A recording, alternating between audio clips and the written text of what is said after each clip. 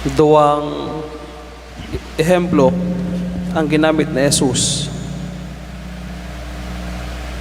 sa pagpaabot kan siyang mensahe. Enot, sabi niya, day ning matakrip ning bagong tela sa lumang bado.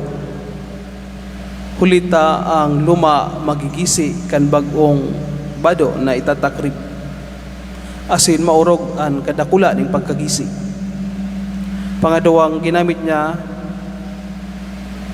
arak, daining malaag ning bagong arak sa lumang anit. Ta kung siring mabubusi ang anit, asin mararaot ang lalagan, mauya sana ang ayak. Kang yalaga ning ayak kang inot, anit ning hayop. Pagbago pa ang wine, maisog pa government, dapat ilag sa bagong anit, taga-expand ang bagong anit. Pero kung luma na, matagas na, mabusik na sana. So ano ang mensahe ni Jesus? Ano, dapat permit ang hanapon ang common ground. Magkaigwa ng agreement sa mga bagay-bagay sa buhay. Bagong anit, bagong wine, bagong tela, sa bagong tela man. Hanapon ta ang common ground, ang point of agreement sa mga bagay na minsan data na kasunduan. Minsan kaabot sa sitwasyon ning di kakauyon. Ta nakafocus na kita sa tuyang perspective, sa tuyang side, sa tuyang opinion. Yung kaibong man, nakafocus man sa iyang sariling perspektibo, sariling pagtubod, kaya talagang hindi magkakauyon. Makagulo, masagumok, maiwal. Halimbawa na sa sitwasyon sa West Philippine Sea. Ang China, ang yatubudan talaga ninda, so sa indang lumang mapa, nakaito pang panahon na mapa, kaya para sa inda yun ang taba.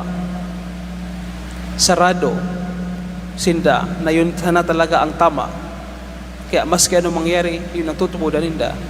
Yung Pilipinas man, ang yatubudan ninda, yung ginanahan sa International Court sa Hague na dapat alugay ni ang teritoryo ng Pilipinas. Pag sarado sinda parehas, nakapokus na ang atensyon tuman sa sariling perspective, sariling yapang harian, sariling ground, magulo. Alagad kang sobrang gulo na, nagdesisyon sinda na yung hayangkaw na ang tensyon na matukaw, mahulon-hulon, naghanap ng common ground, kaya naghupa ang tensyon. Hinari sa mga barrier, hinari sa mga agresibong yagibo ninda. So igwa pa yan ng common ground, igwa pa yan ng ground of agreement. Hanapon ta perme ang common ground, tanganing dai maggulo, nganing dai magiliwal, nganing dai magkasayang ang magayon na mga bagay. So permeng igwa ng common ground. So ang mensahe sa to, maging bukas sa ideya ng iba. Handang magdangog sa opinyon, sa ideya, sa perspektibo ng iba. Tawan ta ning chance na dangugon ang ideya, ang suggestion ng iba. Minsan kaya, pag igwa kitang naisip, huna ata iyon na ang pinakamagayon, huna ata iyon na ang pinakamarahay, huna ata iyon na ang the best. Pero pag igwa ning bagong idea na suggest sa to o open sa to, diretso ta na reject, adiyan pwede.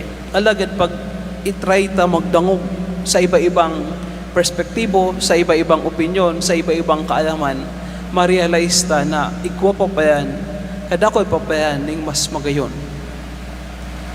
So magdangog, maging bukas and mapakumbaba na akuon ang ibang mas marahay, mas magayon na ideya, na opinyon, na kadunungan, na kaisipan kaysa sa sato.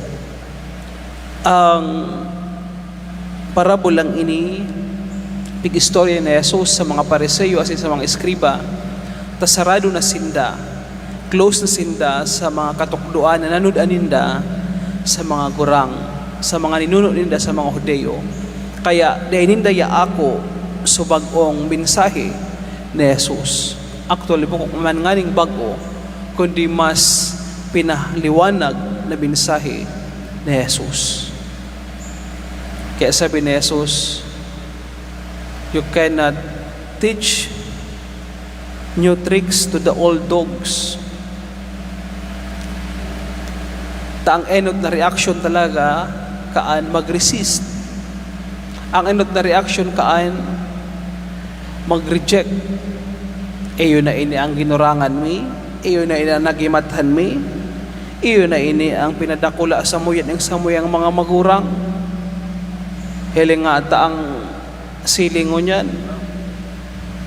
Mahalan pa man siyempre. Nabuko ng open sa bagong sistema o sa bagong paagi o sa bagong mga teknolohiya na magagamit man pa yan asin mas magayon makapakarahay. So igwaning mga bagay na pwede tang akuon tamagayon pa yan. Kay puwan sa nang buksan ang satong isip, maging open, handang magdangog asin mapakumbaba na mag-ako aning mas marahay asin mas magayon para sa urog na ikagagayon, urog na ikakarahay kang gabos. Pero ming hanapon ang common ground, ang point of agreement para sa urog na karahayan ng kadaklan.